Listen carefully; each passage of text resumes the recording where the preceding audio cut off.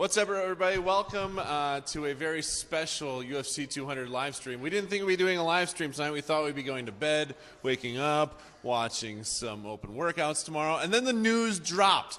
Jon Jones is out of UFC 200, and Daniel Cormier is still in. But Jones is out due to a failed drug test.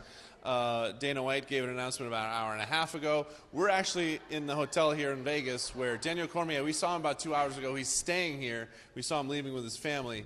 And now UFC 200 is out. We're joined by Florian. Kenny, what do you take of all this madness that just happened? It's crazy, man. It's crazy that it happened to be Jon Jones, a person who unfortunately has had a very up and down career, the last few years. It's been crazy for him. And the fact that this was the main event of UFC 200, the biggest event in UFC history, and the fact that it's off now is it must be heartbreaking for everyone involved, and obviously for the UFC organization, but for Daniel Cormier, who was getting ready. He's in the midst of cutting weight, getting ready for this big fight, and as a fighter, when you've had such an intense fight camp and you're cutting weight, fight week, it must have thrown for a loop. Especially because this is so personal between these two guys, and this was his shot, rematch with Jones.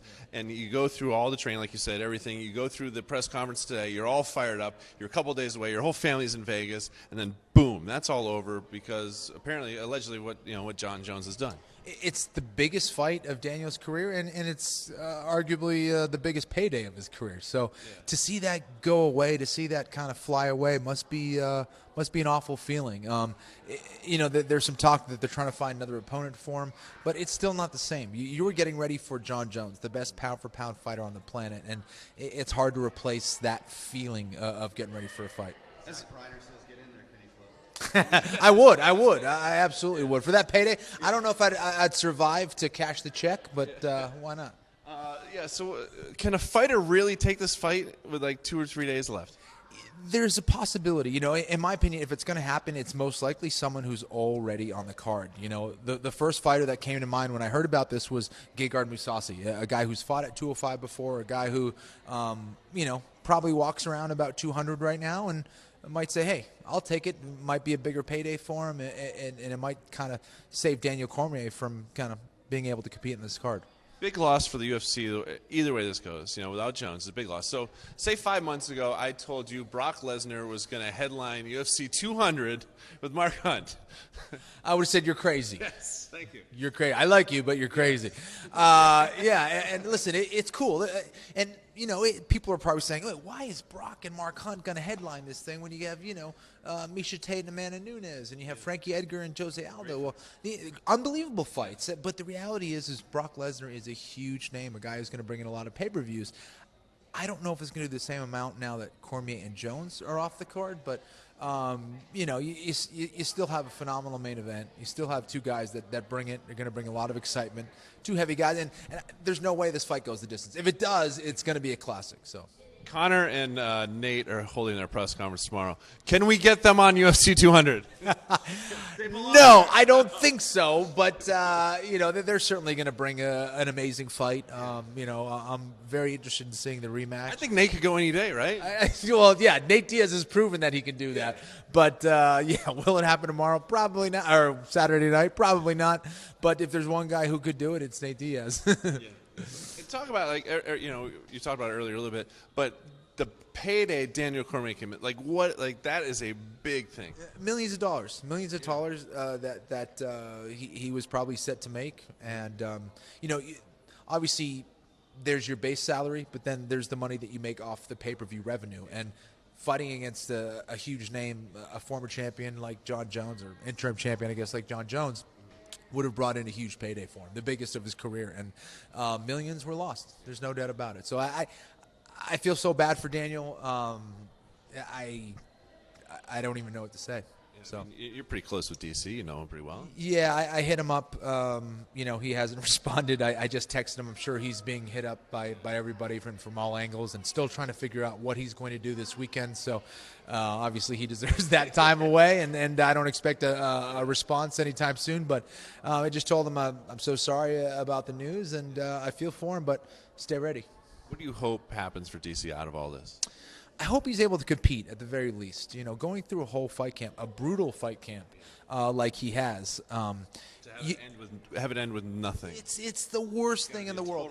It's never happened to me, but to put in all that work, all the hours of work, and then cutting the weight and working so hard day in and day out, and then the nutrition and losing the weight, it's a miserable feeling hearing that you don't have that opponent you're going to prepare for, especially with these kind of stakes. This isn't just another fight. This is a championship fight at UFC 200 against pound for pound the best fighter on the planet, and against a guy who beat you before. So I can't even wrap my head around that.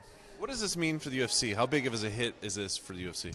I think it's a big hit for the UFC. I certainly think it's going to affect their pay-per-view buys a little bit, unfortunately, because a lot of people were looking forward to that fight.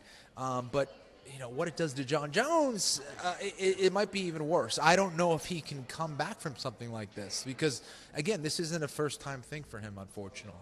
And the whole, the whole story we're hearing about Jon Jones was, he's in recovery, everything's going better, all this is going to happen, he's going to come back to be this great champion. Could have seen the end right now of Jon Jones, which is insane considering where we were like an hour and a half ago. And the fact that he's in the prime of his career, and he's coming off, supposedly under this huge reform and kind of changing his life around. So it's terrible. It's terrible for Jon. This is certainly going to affect his legacy. And still, the other thing I guess I should say is we don't know what he tested positive for. I'm really, I really want to know what it is. It could be something as mild as, I don't know, something that Maria Sharapova got caught for, some kind of medication that has a performance-enhancing agent, or it could be something like a testosterone. We don't know, but it's really, really difficult to hear that news, and it's going to be tough for him to recover. And it was an out-of-competition test, so in my opinion, I don't know what it is, but it's not a recreational drug. Typically, when it's an out-of-competition test that you test positive for, it means that it's not a recreational drug. So it's got to be something that's performance enhancing. In my opinion, my understanding of the rule is it's got to be something performance enhancing. A lot of the internet trolls are going to come out and say what they think it is. Right, exactly. And my understanding is it wouldn't be that if it's an out of competition test. Andy, we're reading all the comments, and there's not a lot of questions really. It's just a lot of what's everyone saying out there?